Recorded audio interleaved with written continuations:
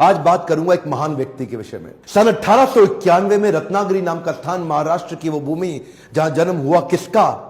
एक profound powerful दलित leader का, एक ऐसे शक्तिशाली पॉलिटिशियन, वुमेन इमेंसिपेटर, एक इकोनॉमिस्ट, एक प्रोलिफिक राइटर, एक थियोरिस्ट, एक ऐसे महान व्यक्ति जो कि बुद्धिज्म का रिवाइवलिस्ट भी था, ह्यूमन राइट प्रोफाउंडर और eminent scholar, razor sharp intelligence. नाम था इनका डॉक्टर भीमराव रामजी अंबेडकर। छोटी उम्र में ही ये रत्नागिरी से सत्तारा नाम के स्थान, महाराष्ट्र के अंदर जो पुणे के नजदीक है, वहां शिफ्ट हो गए। इनकी माता का देहांत हो गया था छोटी उम्र में। बचपन से ही बड़ी दिल को दहला देने वाली, दुखी कर देने वाली, एक बच्चे को आतंकित, पीड़ित कर देने वाली, तंग करने वाली, परेशान करने वाली कठिनाइयों के दौर से ये गुजरे।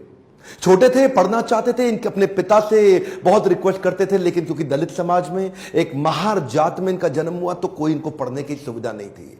वहां पे आम बच्चों के साथ इनको पढ़ने नहीं दिया जाता था। पिता ने इनको बड़ी किसी तरह जुगाड़ लगा करके किसी वहां नजदीक के स्कूल में एडमिशन कराया, तो उसको बैठने नहीं दिया गया। बोला बाहर बैठ के पढ़ेगा। सोचो, छोटा बच्चा, उसको बाहर बैठा के, अच्छा पढ़ाई में इतनी रुचि कि बाहर बैठ के इतना ध्यान से पढ़ता। एक बार मास्टर ने इनको बोला, इधर आओ, ये ब्लैक बोर्ड पे सवाल तो सॉल्व करके दिखाओ। अच्छा, ये ब्लैक बोर्ड पे सवाल सॉल्व करने गया तो अचानक बच्चे चिल्लाए, मास्टर जी नीची जाति का है। और इतना ही नहीं, बच्चे चिल्ला के भागने लगे ब्लैक बोर्ड की तरफ। ये हैरान हुआ क्यों भागे, तभी देखा सारे बच्चों ने अपने अपने टिफिन उठाए, वहां से उठा के पीछे करने लगे, धक्का मारने लगे। क्यों? उनको डर था इसकी परछाई से इनका खाना अपवित्र ना हो जाए। ऐसे कई छोटे धक्के इसको लगी। पानी एक बार कुएं से क्या पी लिया, इतनी मार पड़ी इसको, इतना फिजिक, एक छोटे बच्चे को सहनी पड़ी इतनी मार। एक बार रिक्शे वाले ने रिक्शा से उतार दिया, बोला तू नहीं बैठेगा रिक्शे में। क्यों? क्योंकि रिक्शे वाले को बीच में पता लगा कि ये नीची जाति का है। और उसके बाद उससे बोला तुझसे डबल पैसा लूंगा, और फिर रिक्शा भी अब तू चलाएगा। वो नीचे चलने लगा, रिक्शा भी। जानते हैं उस समय केवल छूने से नहीं, परछाई तक से दिक्कत थी इनकी। और परछाई तो छोड़िए, इनकी आवाज सुनने से भी लोग सोचते थे कि अपवित्र हो जाए। ये जो आवाज से अपवित्र, परछाई से अपवित्र, छूने से अपवित्र, ये दर्द जो उनको सहना पड़ा, ये दर्द इनकी जिंदगी में बहुत बड़ा रोल प्ले किया आगे चल के इनकी लीडरशिप को बिल्ड करने में।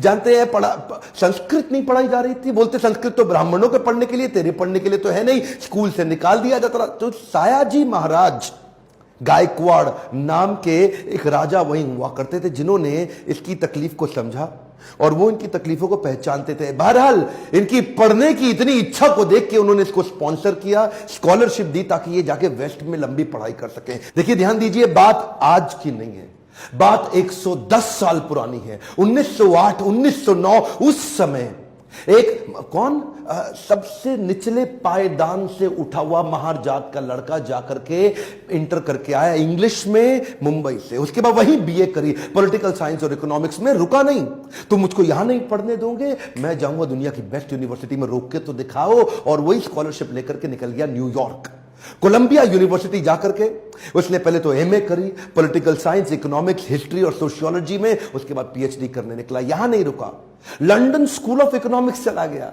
लंदन स्कूल ऑफ इकोनॉमिक्स जाके वहां एमएससी किया, उसके बाद लॉ की पढ़ाई किया, फिर उसके बाद डॉक्टरेट किया, किताब के ऊपर अपनी थीसिस लिखी। ये वही किताब थी जिसके ऊपर आगे जाकर के रिजर्व बैंक ऑफ इंडिया को बनाया गया। महाराजा और बड़ौदा से उनका प्रेम इतना था ना, वो जो सायाजी गायकवाड़ जिन्होंने इनको स्कॉलरशिप दिया था, पढ़ने में इनकी मदद करी थी, दुनिया भर में पढ़ के उनका प्रेम भूले नहीं, वापस उनके पास आ गए।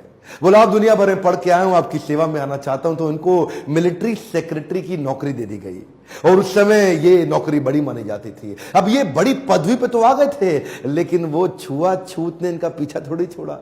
वहां भी जो सरकारी पियोन होता था ना, वो उनको फाइल दूर से फेंक के दिया करता था। बोला तू नीच जात का है, आज गद्दी पे बैठ गया तो क्या, दूर से फाइल फेंकते थे, उसके पास नहीं जाते थे। उनको खाने के लिए बोलते थे बाहर जाके खा। आज भी वो कुएं से पानी नहीं पी सकते थे, इतनी एग्जॉल्टेड पोजीशन पे। बाबा साहब अंबेडकर की तकलीफों का सिलसिला थमा थोड़े ही। अभी तो रमाबाई जिनसे उनका विवाह हुआ था, उनके साथ उनकी 5 संतानें हुई, लेकिन 4 संतानें एक के बाद एक इलाज की सुविधा ठीक से ना मिल पाने के कारण उनके जीवन से चलती चली गई। 4 बच्चों का देहांत हुआ, 1 बच्चा बचा, लेकिन पत्नी भी आगे चल के लंबा साथ नहीं दे पाई। वो भी लंबी बीमारी के चलते उनका भी देहांत हो गया।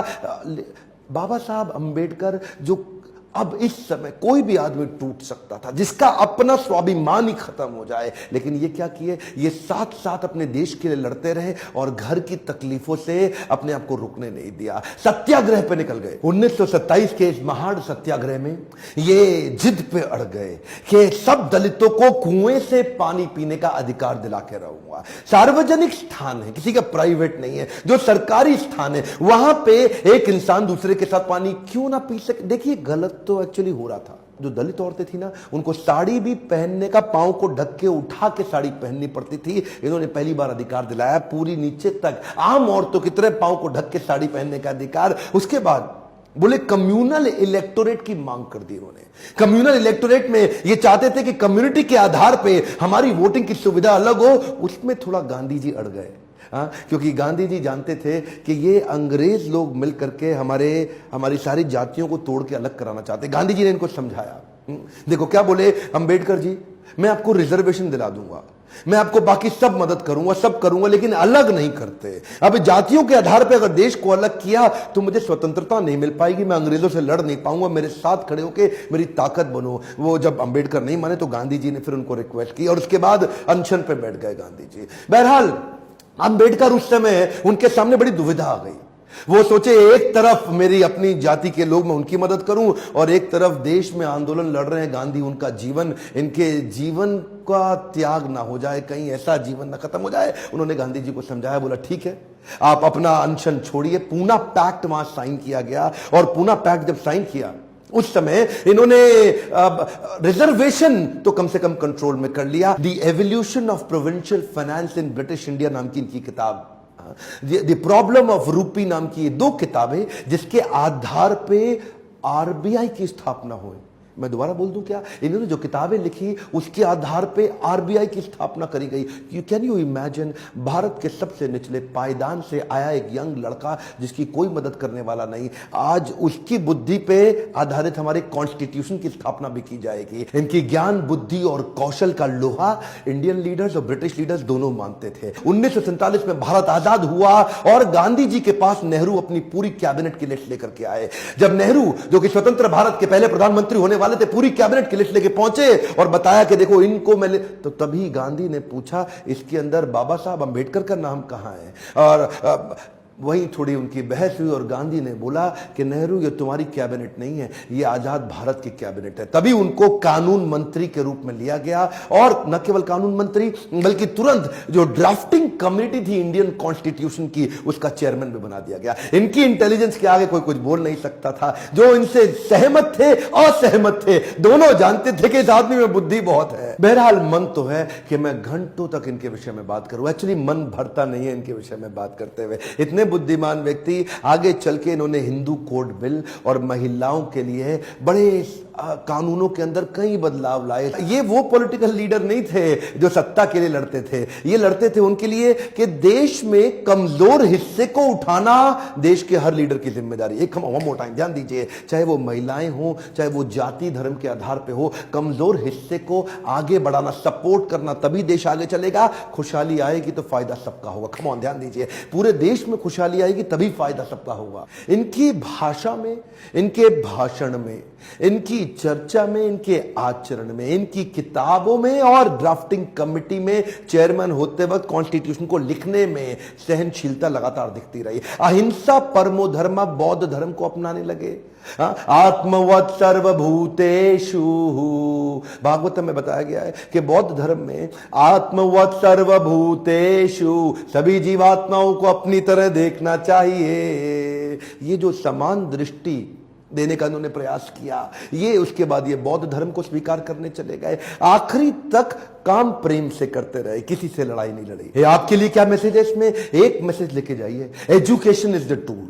पूरी जिंदगी में सबसे निचले कमजोर तबके को उन्होंने उस एजुकेशन के बल पे तो खड़ा किया। ये लगातार जो पढ़ते रहे लोग इनके सामने चुप, इनकी एजुकेशन के चलते तो हो जाते थे।